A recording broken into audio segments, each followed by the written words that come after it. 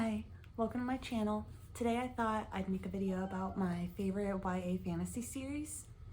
It's my cat. So the first one that I'm going to talk about is the Seven Realms series by Cinda Williams-Chima.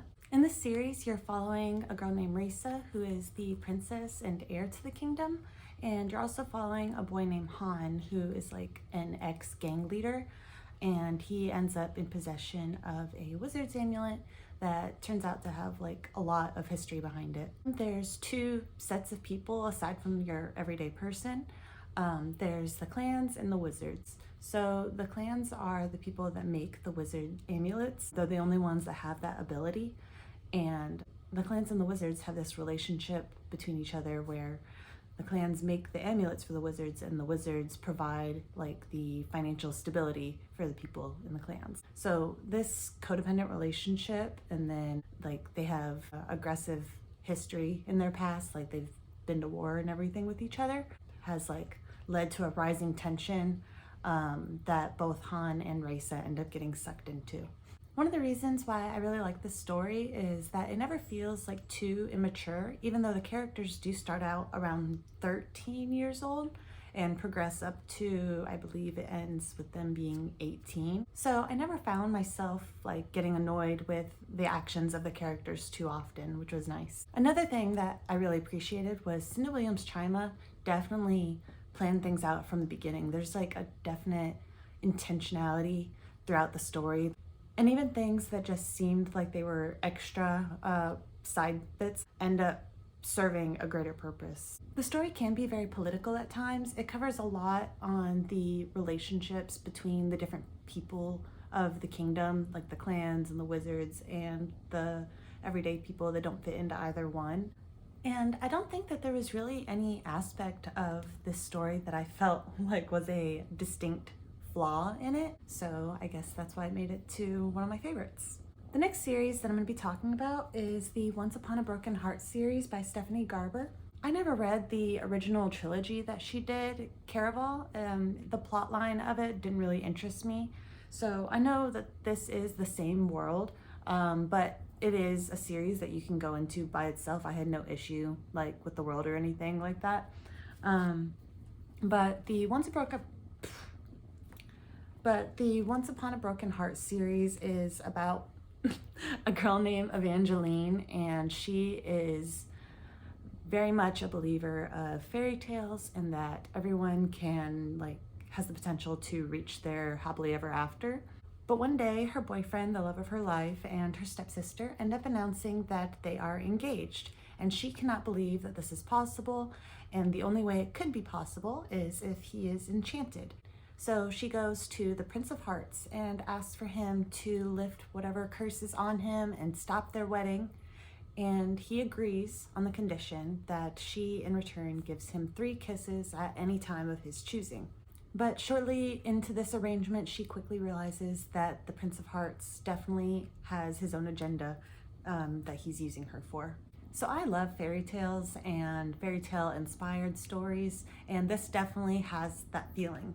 Everything that Stephanie Garber writes in this series does have this like magical feeling to it and like a lightheartedness that adds to that. Even when there's like a more serious scene, it doesn't get like too intense, which could work for some people or not for others, but it worked really well for me.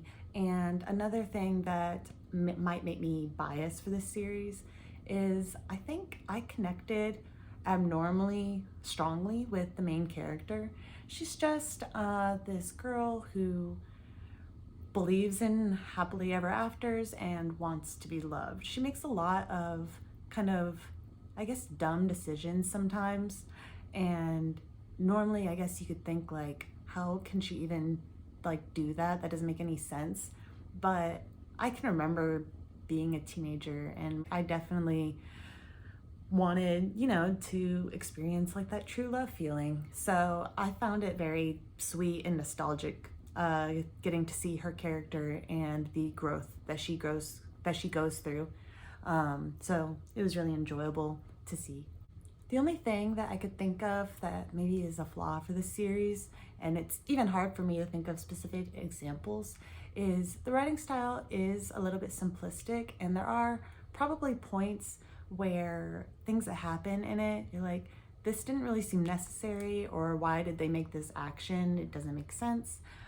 But classic fairy tales have this kind of feeling to them where you're just kind of along for the ride, and it's kind of about the magic and the emotions, not really so much like the direct logic, I guess.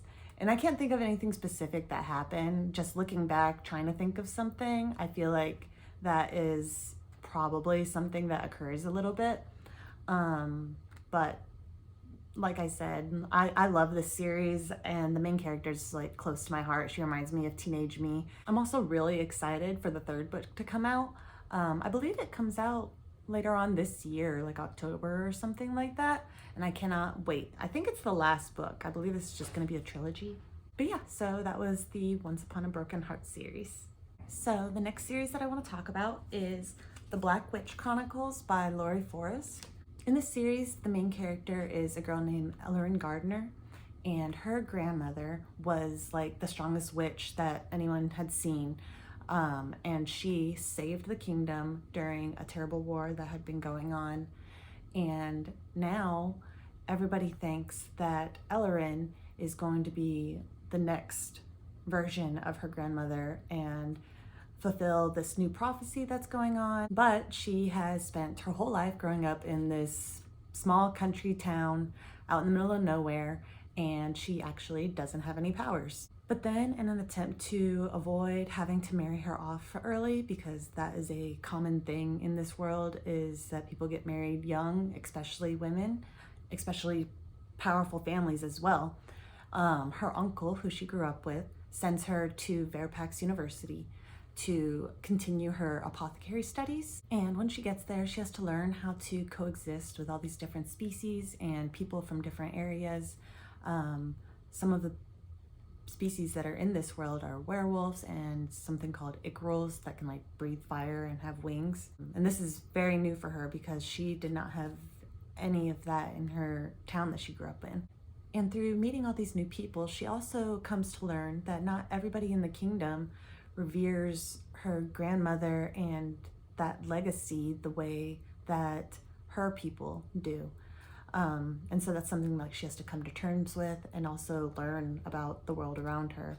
I thought that this book did a really good job at showing like Ellerin's initial naive ignorance that she starts out with and her journey as she learns more about the world around her and the different perspectives that people can have and the struggles that people outside of her own have gone through. So there's going to be like biases and prejudices in this world between the different people, and I thought that it did a pretty good job at showing that in both like the negative aspects but also like people overcoming it and everything like that. There is a love triangle in this series, and I've seen where people really don't like the way it was done, but mostly I really appreciated it. There was one aspect that I didn't like, but I don't want to go into spoilers with it. But overall, I think it was actually one of my favorite love triangles that I've read.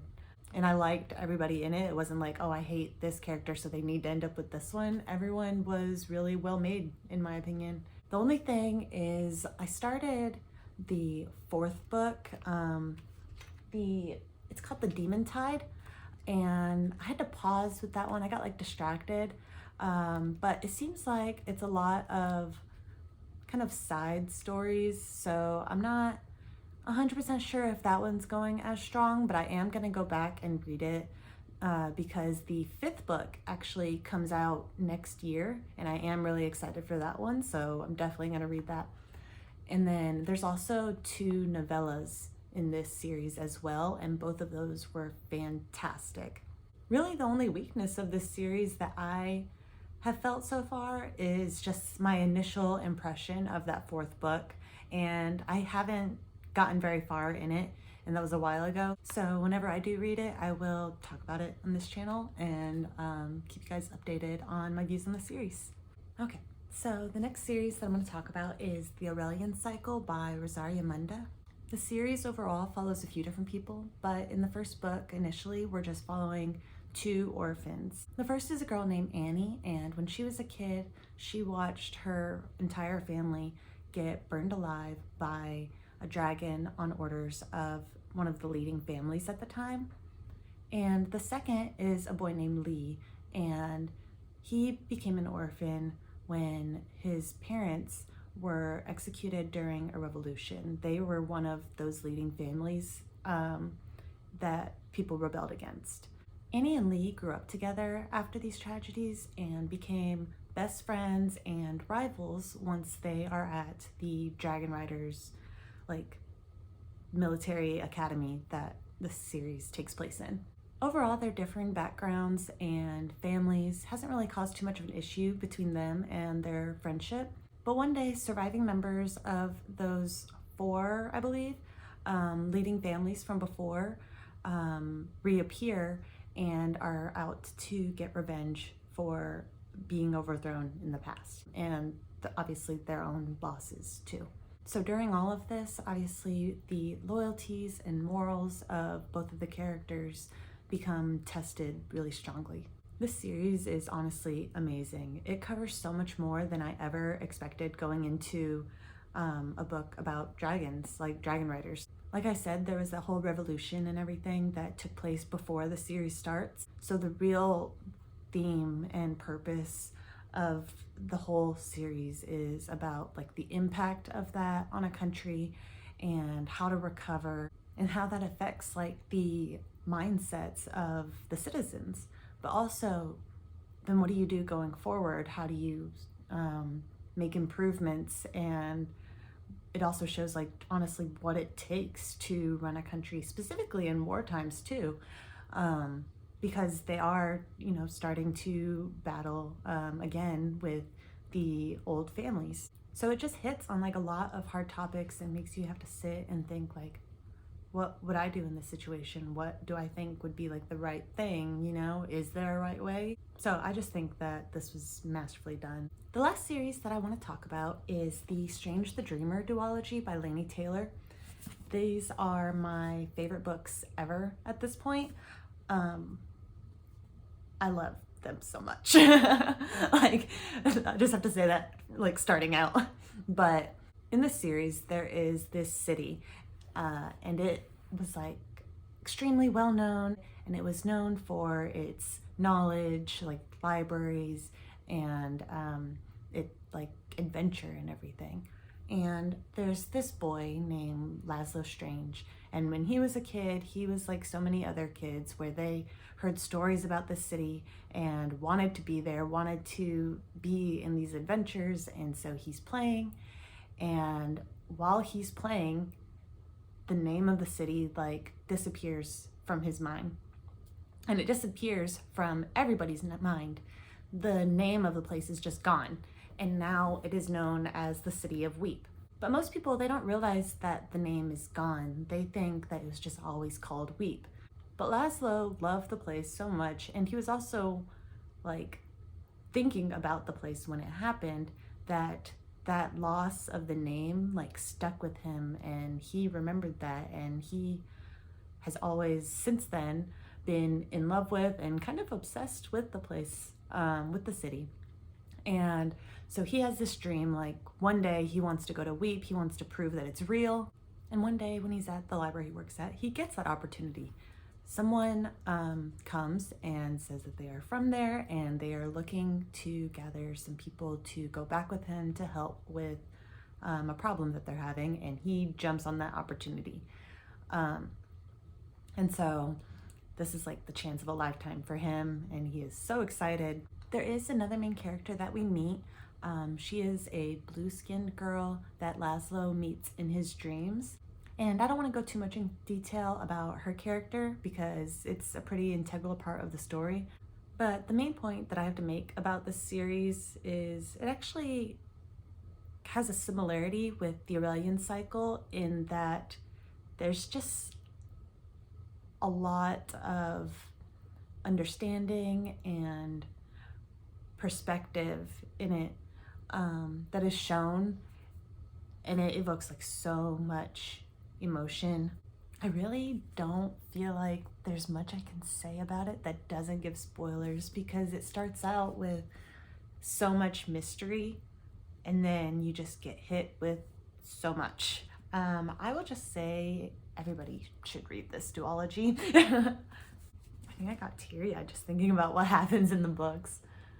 But one thing I can say is that Laini Taylor has this gorgeous writing style. She can create a world that is so beautiful and magical, and like you can picture it so vividly in your mind. It is wonderful. And her characters are all like people you can empathize with, like every single one. And I feel like that's impressive, honestly, to make the reader feel for everyone in the book. Sorry I couldn't go as much into detail about that series, but there's just so much of it that I feel like is an integral part of like the mystery behind it that makes it hard for me to figure out what I should say without giving away too much. But I do think everybody should read it. All right, so that was the last of the books I have with me. These are my favorite YA fantasy series. After hearing me talk about these and seeing what my tastes are, if you have any series that you love that you think seem like something I would enjoy, feel free to let me know. Thanks for watching. Bye.